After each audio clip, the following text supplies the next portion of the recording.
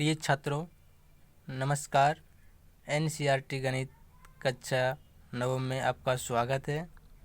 आज हम सभी प्रश्नावली 1.1 का प्रश्न संख्या 1 सॉल्व करेंगे, जिसमें दिया गया है कि नीचे दिए गए कथन सत्य है या असत्य, कारण के साथ अपने उत्तर दीजिए।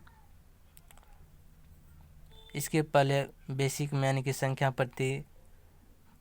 क्या होती है उसका परिचय का वीडियो हमने पहले बना चुके हैं।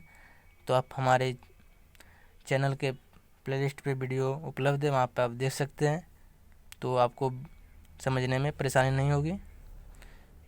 तो चलिए, जैसे कि यहाँ पे प्रत्येक पूर्ण संख्या एक प्राकृत संख्या होती है। प्रत्येक पूर्ण संख्या एक प्राकृत संख्या होती है, यानी कि हमें यहाँ पूर्ण संख्या के बारे में जानकारी चाहिए और प्राकृत संख्या के बारे में। तो इसके लिए मैंने एक वीडियो बना दिया है पहले, आप हमारे चैनल पे देख सकते हैं या हमारे वीडियो के डिस्क्रिप्शन में लिंक मिल जाएगा। तो जैसे कि यहाँ पे पूर्ण संख्या बोला है कि प्रत्येक पूर्ण संख्या एक प्राकृत संख्या होती है, यानी कि पूर्ण संख्या कहते हैं किससे है? पूर्ण संख्या यानी कि वह संख्या जो जीरो से शुरू होकर अनंत तक जाती है, जो जीरो से शुरू होकर अनंत तक जाती है, या गिनती की संख्याओं के संदर्भ में अगर जीरो को सम्मिलित कर दिया जाए तो ऐसी संख्या पूर्ण संख्या कहलाती है। और दूसरा यहाँ पे बोला कि प्रत्येक पूर्ण संख्या एक प्राकृत संख्या होती है। तो प्राकृत संख्या, तो यहाँ पे प्राकृत संख्या होता क्या है? प्राकृत संख्या किसे कहते हैं? यानी कि गिनती में प्रयुक्त होने वाली संख्या प्राकृत संख्या कहलाती है। गिनती में शुरू होने वाली संख्या प्राकृत संख्या कहलाती है। तो जैसे कि 1, 2 गिनती तो यहीं से शुरू होती है ना, 1, 2, 3, 4 इसी प्रकार अनंत तक जाती है। तो यहाँ पे बोला कि प्रत्येक पूर्ण संख्या एक प्राकृत संख्या होती है। तो क्या यहाँ पे हो सकता है क्या इसमें जीरो, इसमें शून्य नहीं है? इसमें शून्य तो होगा नहीं। प्राकृत संख्या यानी कि गिनती में प्रयुक्त होने वाली संख्या प्राकृत संख्या कहलाती है। पूर्ण संख्या यानी कि गिनती की संख्या में शून्य को सम्मिलित कर दिया जाए तो ये पूर्ण संख्या कहलाती है। तो यहाँ पे ये सत्य तो नहीं है, क्योंकि इसमें ये शून्य नहीं होगा।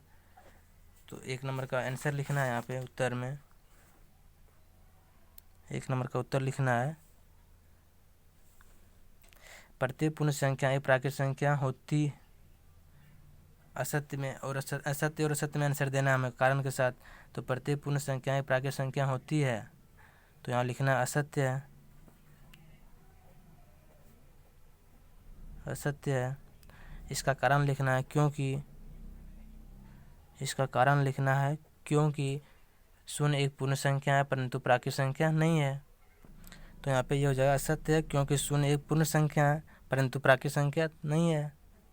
तो चलिए 2 नंबर क्वेश्चन देखते हैं। 2 नंबर क्वेश्चन ये, प्रत्येक पूर्णांक एक परिमेय संख्या होती है।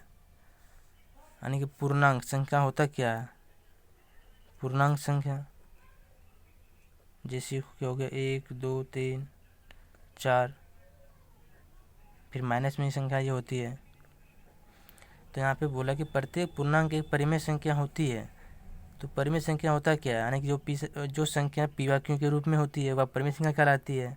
तो कोई भी संख्या को हम बटे में 1 लिख सकते हैं।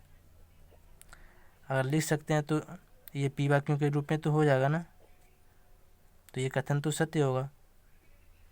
तो चलिए यहाँ लिखते हैं आगे कि उत्तर कथन सत्य है। कथन सत्य है क्योंकि सभी पूर्णांक का हर एक होता है। तो यहाँ पे प्रत्येक पूर्णांक एक परिमेय संख्या होती है, तो कथन सत्य है क्योंकि सभी पूर्णांक का हर एक होता है। या हम इसे कोई संख्या को बटे में 1 लिख कर उसे पी व क्यू के रूप में लिख सकते हैं। तो चलिए 3 नंबर क्वेश्चन को देखते हैं। 3 नंबर क्वेश्चन है कि प्रत्येक परिमेय संख्या एक पूर्णांक होती है। तो परिमेय संख्या तो बारे में बताया था अभी ना, कि जो संख्या पी व क्यू के रूप में हो सके, जैसे कि 3/4, 5/2, जो यानी कि पी व क्यू के रूप में वो परिमेय संख्या होती है।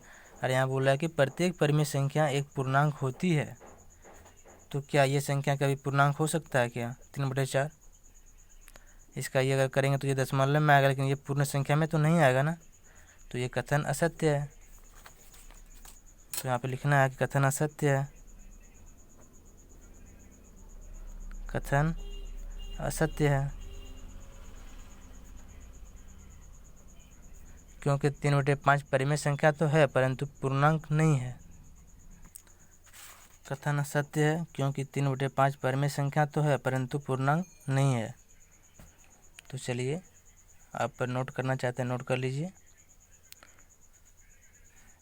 एक का ये आंसर है, यहाँ से एक स्क्रीनशॉट ले सकते हैं या आप नोट बना सकते हैं, और दूसरा यहाँ से है, और तीसरा ये है। इसी तरह आप अगर वीडियो लगातार देखना चाहते हैं तो चैनल को सब्सक्राइब कर लीजिए और दोस्तों को शेयर कीजिए, और इससे पहले के वीडियो मिल जाएगा हमारे चैनल पे या मेरे वीडियो के डिस्क्रिप्शन में मिल जाएगा, तो आप वहाँ से देख सकते हैं। Thank you.